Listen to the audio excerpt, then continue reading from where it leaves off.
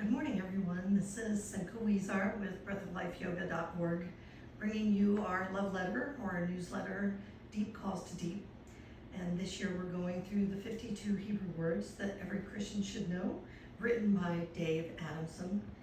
And we are on week 13, and our word for the week with this beautiful picture is faithfulness. I want you to note that flower coming up out of the rocks. I love that picture, the thought behind that picture. And so our word for the week is Emeth, which means faithfulness. And I love the way he has portrayed this here. So I'm just going to read it to you. Every photographer knows that the best time to shoot outdoors is at the beginning and the end of every day.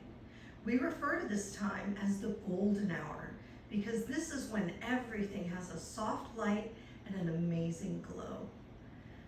The beginning and end are important ideas in the Bible too.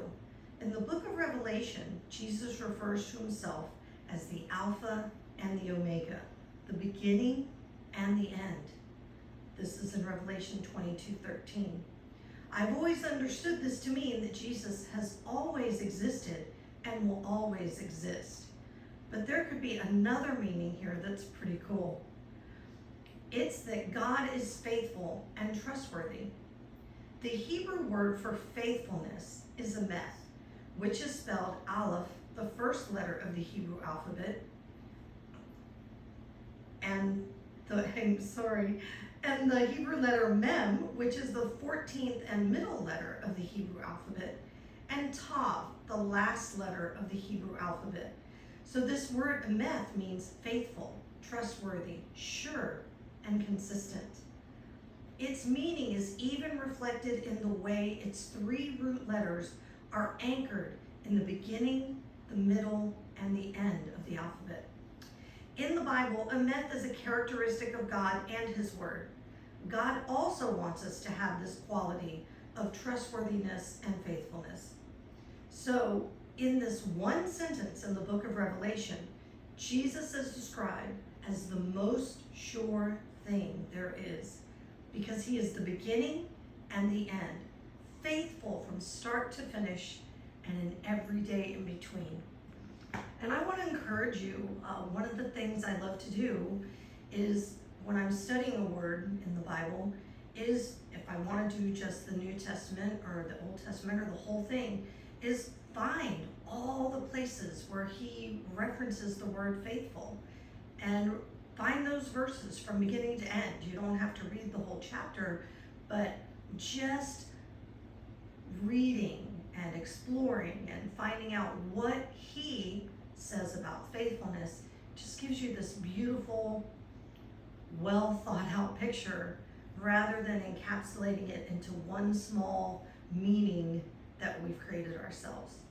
So I pray that you would do that, and we're going to take that word faithfulness and enter into a short practice this morning where you are going to need some kind of a strap or a belt or a scarf.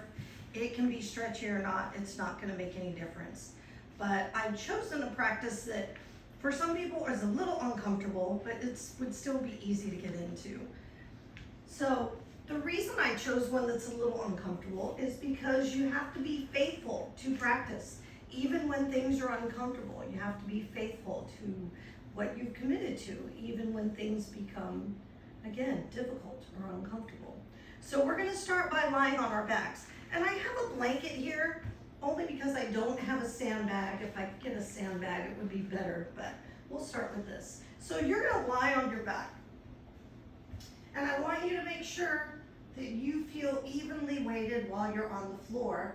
And we are going to work on stretching out these hamstrings, the backs of the thighs. And I'm going to start with my left leg. You're going to take your strap and you're going to put it around the ball of the foot. And I'm just going to loosely grab these straps. I'm not gripping or pulling or jerking. And for now, I have my opposite leg bent.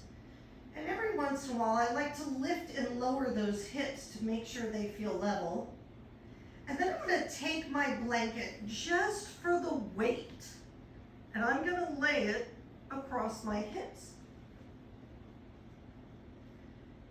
And I want that added weight to just keep me level. You don't have to have a blanket here. It just actually feels better.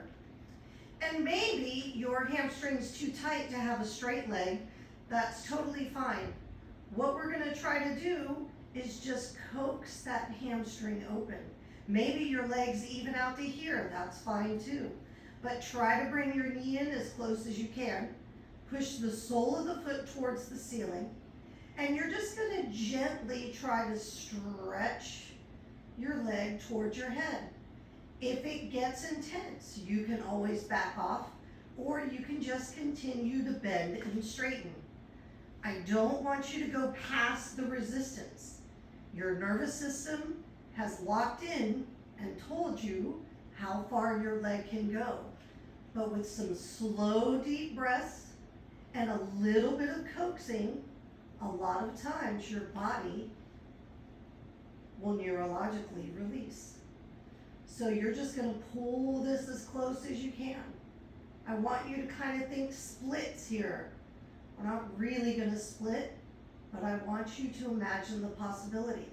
If it's available to you, you're gonna straighten that bottom leg out and continue to pull the top leg towards you. Again, bending at any time. If you don't like having the weight on you, you don't have to have it either. Your chin is slightly tucked. Your exhalations are long and slow. If you know your Ujjayi breathing, breathing in through the nose, exhaling through the nose, but with a soft, vibrating sound at the back of the throat, almost like you're trying to fog a mirror. And I want you to try to hold this here for at least 10 breaths while you feel your legs start to lengthen and soften.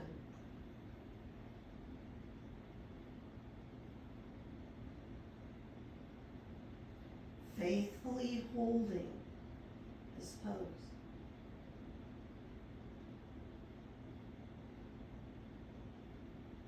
After your 10th breath, you're gonna bend your knee, take the strap off, and you're gonna bend the other knee too.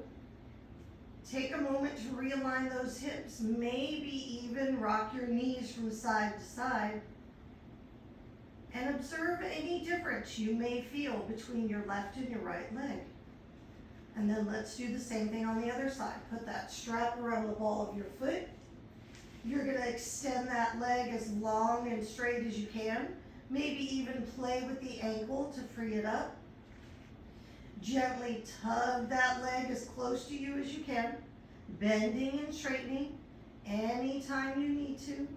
And as soon as it's available to you, try to lengthen the left leg.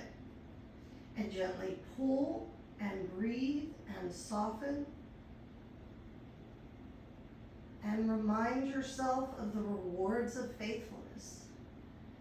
Or you can remember how faithful and consistent the Lord has shown up in your own life.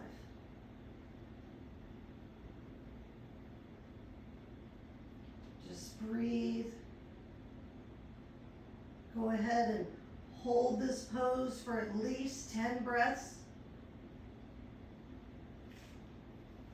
Paying close attention as your body starts to soften and relax. And after your 10th breath, you can just take that strap off, bend your knees, roll to the side, press yourself up. Thank you so much for taking the time to listen.